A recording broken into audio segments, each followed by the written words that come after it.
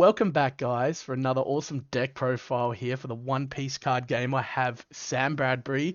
Thank you for joining me today, Sam.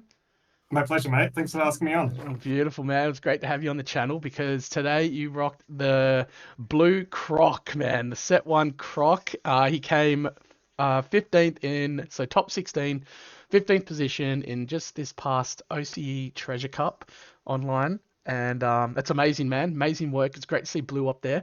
You killed it with Crocodile. So the floor is yours, my friend. Take it from Great. here.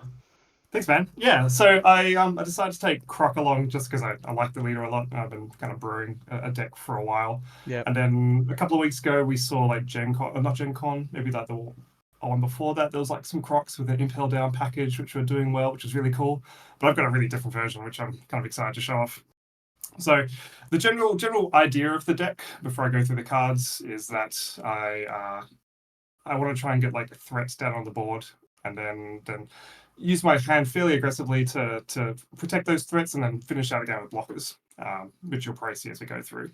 But to give you an idea of what I played against during the day, I was up against Luffy first, which was the man Jimmy James himself, which was a great game, which I won.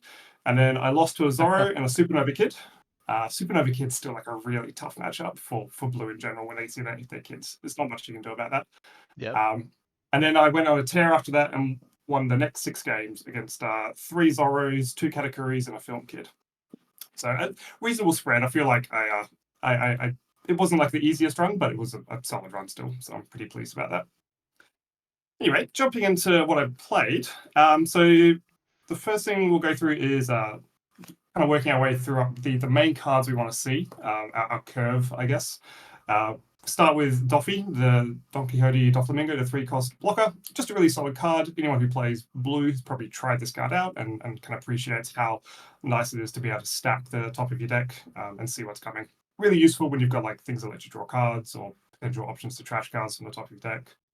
Always like to play it, and he's a blocker, which kind of plays into our game plan later on, where we want to actually block the large attacks from decks like Big Mum, the Big Mums, or even the Whitebeards of the world, that kind of thing. Yep. And Next up, information's everything as well. It's great to get that info for your deck and prioritize see yeah, how you want to draw into. Yeah, that's yeah, great.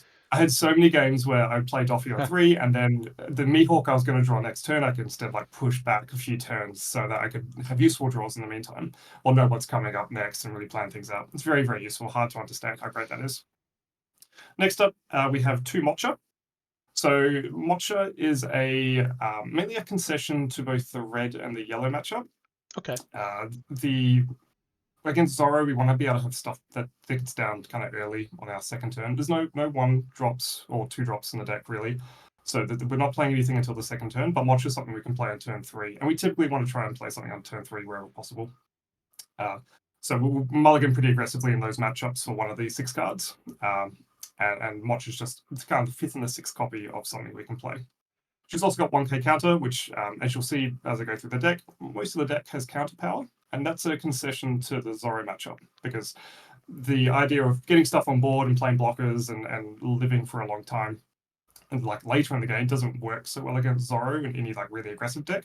But what we do against those is have 1k counters instead to help us live until we get to the point where we can stabilize and win.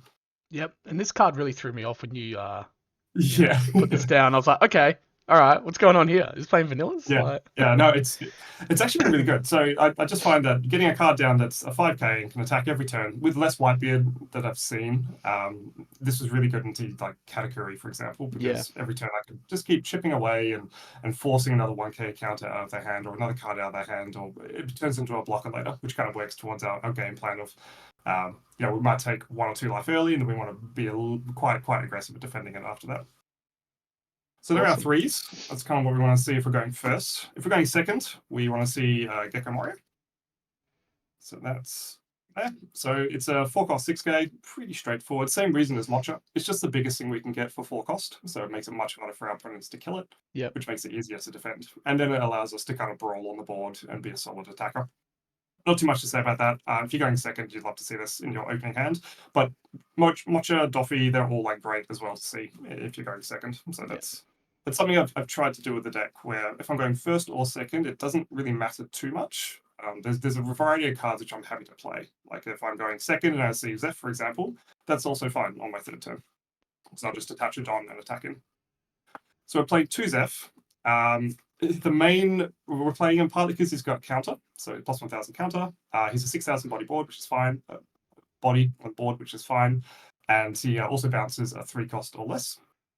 Initially, I was thinking it would be good for the Zorro matchup, but it just turns out that they mainly play searches, and you don't really want to block searches. Sometimes bounce searches. Sometimes you do. Like if you're just trying to live, then bouncing a searcher is fine. But I found it was more useful into like law matchups or bouncing Perisparrow, for example, in the yellow matchup. Yep. There's plenty of uses for it, but not so many that we want to have more than 2 copies. So that's why we run 2 of those. Next up is Dracula Mihawk. Once again, like Gecko, it's just the biggest thing we can do for 6 Don. And 8k is a house. Anyone who's played against Kid and the 8-cost Kid that you need to try and attack through, it's a really difficult body to try and hit, or even Whitebeard when they played Whitebeard previously. It gets on the board and it sticks on the board, and that makes it really, really valuable for what we're trying to do. Yep, 8,000 is big, and yeah, most of the times if you don't see the cards, it's very hard for the opponent to get rid of that. That's for sure. Yeah, definitely. And there's typically so many things on board that it becomes difficult for your opponent to pick and choose. It's not just one big threat. It'll be like a Gecko Dracula and a Gecko Moria, and maybe a Circus King as well coming up. Like there's many bodies there that can do attacks without having to commit Don into them, so we can spend our Don on other more productive things. Yeah. Next up is Circus King. So these are all cards we'd like to see on curve. Circus King is fantastic in this deck. Typically, we want to go first given the option, and part of the reason is that we would love to see a Circus King on 7 and bounce back whatever play they made the turn before and really, really hold their tempo, right? Because we want to get ahead on board and then maintain board presence for a while and then stop them from attacking us when we have blockers. So if we can bounce their stuff, that helps that game plan immensely. The ability to draw 2 and trash 2 also goes really, really well because sometimes you get stuff in hand. Like say you have three of these 9-cost Mihawks in hand, you might get rid of one of them and maybe another card from hand. We are running the Missile Sunday as well, so it means we can get rid of like events and pick them back up later. So it helps with all of these little things. I found the draw 2 to be always good, but I'm also not afraid to counter with him because he's a 1k counter.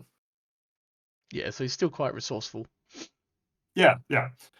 And it's often not too expected either, which is a nice thing. After he's on the board, he's a 6k body, which is fine, but often he's fine to kind of go to the trash after that. We don't need to defend up too heavily. Finally, in our curve, and the curve topper is Dracula Mihawk. So Mihawk is a great card. He's really big, really fun to play, and he bottom decks a 7 cost, which means that anything that is 7 or less, when we're playing out the game, we typically won't try and kill it. Unless it's like really threatening or we have a good opportunity. Like say we have a 6-cost Dracula Mihawk and we're up against a 5-cost Luffy on board. We will try and attack into that because we'd like to get it going and maybe we haven't seen what we want to. But where possible, we're looking to either bounce it or looking to bottom deck it with Mihawk. Wonderful. Yeah. So he's great. I want to see 1 or 2 of him per game, and using Duffy, using Circus King, we have a lot of ways to go through our deck and try and find them. Yeah. So that kind of goes through all the main bodies we're playing. Sorry, that's all right. That kind of goes through the bodies we're playing, and out of that we've only got 4 cards which have no counterspell. And across the deck, we've only got eight cards which serve no counter purpose. So, if we're taking life or if we're trying to pull stuff off the top of the deck, it's about a 75% chance to get a 1k counter at least. Okay, yep, I see. Yeah. Next up, we have 2 laws. The reason we're playing 2 is that we want to have like a nice critical mass of blockers. But I think that the law blockers are only good when they're combined with Dracula Mihawk. Yep. They're great for that one Don to put it down, but there's just so many things that can kill them within the current playing field, right? You've got Marco is a great example of that. You've also got Vista. You've got Strusen can come in clutch sometimes to take him out, which is really frustrating. So they're good, but only in certain circumstances, and they have no counter. So that's why we only play 2 of those. Following on the blocker package, though, we've got Missile Sunday. No, I love She this was, blocker. This blocker's yeah, good. It's got she a is good so on great. KO effect, right? Oh, amazing. Yeah, yeah. I had multiple games where I played the same Love Love Mellow like 3 times. I only had one copy of it, and then I got it back from Missile Sundays, and that's the kind of thing that you're looking for later on to try and win your games. Again, particularly in the yellow matchup, you're looking to kill a bounce boost stuff on the board, and then it gets to the 8 cost categories and the 10 cost big mums, and you can't deal with those. There's no point going after them with what's in this deck. So you're looking to play blockers to get in the way, recycle your events so that you can defend yourself against any attacks that are less than like 9k, or maybe like 9k. So you do like a Love Love Mellow and a 1k counter, which you're Yep. likely to draw off the top, and then swing through with your big bodies before they can kill you, because you won't win that game if it goes on too long. So Missile Sunday is really key in that. She's fantastic. She has some fun interactions with stuff like I'll jump ahead a little bit to this pack to 3000 Worlds, where if you can play this and then you play Missile Sunday and say against red and they Marco the Missile Sunday, you get to grab back the 3000 Worlds and get rid of the Marco. It's like a nice little wrinkle that people have to deal with, and it makes it really hard for anyone to really know exactly how things are going to turn out. If Yeah, and 3000 Worlds has got a good on trigger effect, right? From life. It does, yeah. So it can place a 3 cost to the bottom of the Oni's deck. Yeah. So it gets rid of it's little not bad. knickknacks like Zoros and stuff like that. In Exactly, red yeah. All matchups. Yeah. the blockers that you didn't want to bounce, you can get rid of with that, which is fun. So we're also playing 3 Boa Hancock. The initial reason I was playing 3 is that I only own 3. But as I've come to play the deck more and more, I actually think it's probably the worst blocker that I have. The reason we play 3 instead of like 2 and 3 laws is actually as counterpower, but it's a heavy investment to pay 4 to play Boa and then attach a Don. That's like 5 Don from your turn when you're trying to play stuff like the Mihawks or the Soga Kings or the Draco Mihawks. Right? Yeah. You can't do both in the same turn, and you often want to hold up a couple of Don for an event, which you might be getting back from a Missile Sunday being KO'd. So it's good, but it's not critical to the deck. You could swap that out for something else if you wanted to. But she gets a slot because she has 1000 counter power on her. Just kind of keeping that trend of we want to be able to counter things. Yeah, you don't want to kind of break yourself up too harsh, is it? So then you want to make sure you can counter out a little tight spots, especially against those red decks that hit you for like 5k. Yeah, exactly. Yep. And there is no denying that she is great when she's on the board and you can start drawing cards from her. That is always a good time and something you do want to work towards. But she often gets stuck in the handles, from what was my experience. Yep. For 2k cards, 2k counters, we're playing 4 Kaya, 4 Draco Mihawk, and 2 Alvida. The Mihawks and the Alvida could really be anything. The reason we choose these ones is that if we have like a dead hand, like a really bad hand, then we could potentially play them out to the board. But I think I only played like a Mihawk once into the board, and everything else was like a counter all the time. Kai's a little bit different.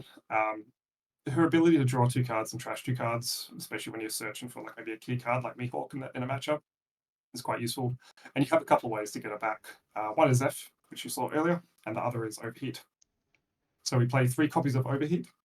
Excuse me. And it means that, plus 4000 power, return a 3 cost or less to the board. Doesn't have to be the opponent, so it could be our Kai's.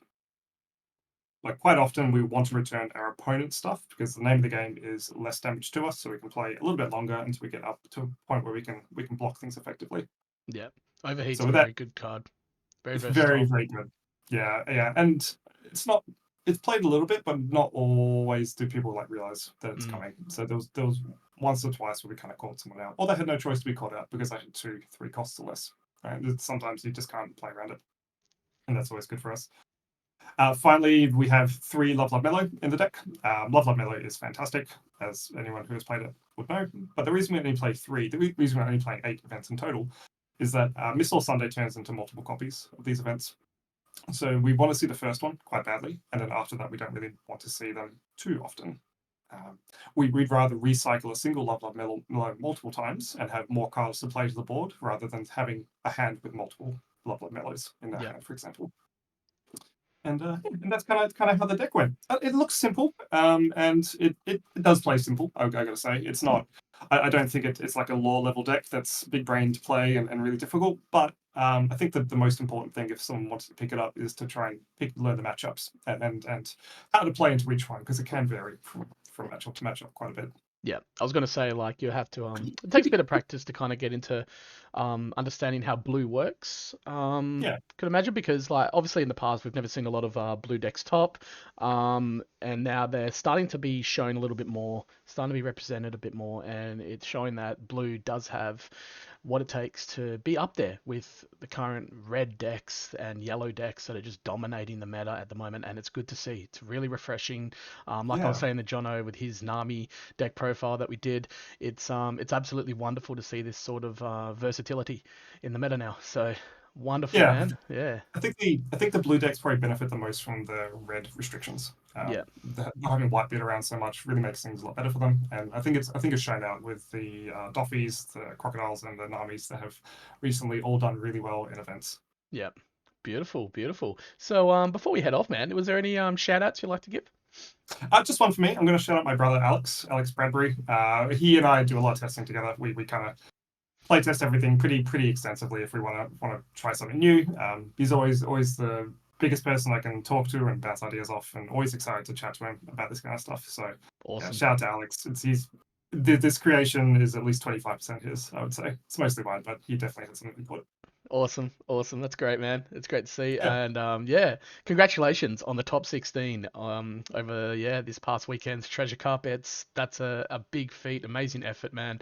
Um and yeah, it's just great to see. So yeah, we'll head off from here. Before we go, just remember guys to remember to like and subscribe and to hit that bell to stay notified. We appreciate your love and support, and as always, we will see you on the next one. Thanks, Sam.